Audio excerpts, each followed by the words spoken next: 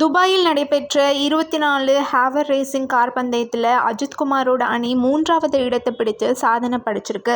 முதல் முறையாக கார் பந்தயத்தில் அஜித்குமார் வெற்றி பெற்றிருக்கிறாரு. இதையடுத்து அவர் தன்னுடைய குடும்பத்தினர், நண்பர்கள் மற்றும் கார் பந்தய அணியினருக்கு மத்தியில் பேசினார். அப்போ மிகவும் கண்கலங்கிய நிலையில், உணர்ச்சி வசப்பட்ட நிலையில் இருந்தார் அஜித்குமார். இதுவரை அஜித்குமாரோட தனிப்பட்ட பக்கத்தை ரசிகர்கள் பார்த்ததே கிடையாது. முதல் முறையாக அவர் ஒரு வாலிபரை போல இந்த கார் பந்தய வெற்றியை துள்ளி குதித்து கொண்டாடியதையும், உணர்ச்சி வசப்பட்டு கண் கலங்கியதையும் பார்த்து ரசிகர்கள் நெகிழ்ச்சி அடைஞ்சாங்க.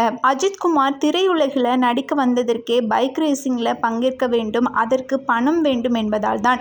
இது திரையுலகில் அனைவரும் அறிந்த விஷயம்தான். அதுக்கப்புறம் அவர் கார் பந்தயத்திற்கு மாறினார். சில ஆண்டுகள் கார் பந்தயத்திலும் பங்கேற்றார். சில விபத்துகள் ஏற்பட்டதால அவரால் தொடர்ந்து கார் பந்தயங்களில் பங்கேற்க முடியல. இதனிடையே அவர் திரையுலகில் கவனம் செலுத்தி தீவிரமாக நடிச்சிட்டு வந்தார். தற்போது 53 வயதாகிவிட்ட நிலையில் ஒரு கார் பந்தய அணியை உருவாக்கி இருக்கிறாரு. இதைத் தொடர்ந்து குடும்பத்தினர் மற்றும் நண்பர்கள் மத்தியில் பேசிய அஜித், இனி தொடர்ந்து அந்த அணியுடன் கார் பந்தயங்களில் பங்கேற்க இருப்பதாகவும் அறிவிச்சிருக்கிறாரு.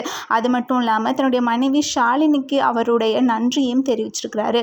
ஷாலினி மட்டும் எனக்கு இந்த கார் பந்தயத்துக்கு போக அனுமதி தரலைன்னா என்னால் இந்த கார் பந்தயத்தில் வெற்றி பெற்றிருக்க முடியாது அப்படின்னு ரொம்ப அழகாக பேசியிருந்தார். அஜித்குமாரோட அணி முதல் முறையாக துபாயில் நடைபெற்ற 24 ஹேவர் கார் பந்தயத்தில் பங்கேற்றுச்சு.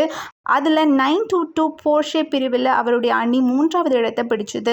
தன்னுடைய 53 வயதில் தன்னுடைய கார் பந்தய கனவு வெற்றி பெற்றது நினைச்சு அஜித்குமார் உருக்கமாக பேசினார். தன்னுடைய குடும்பத்தினர், நண்பர்கள் மற்றும் கார் பந்தய அணியினருக்கு அவர் நன்றிகளையும் தெரிவிச்சிருக்கிறாரு. இதை ஊடகங்களில், இணையதளத்தில் பார்த்த ரசிகர்கள் பலரும் நெகிழ்ச்சி அடைஞ்சு அவரை வாழ்த்திட்டு வர்றாங்க.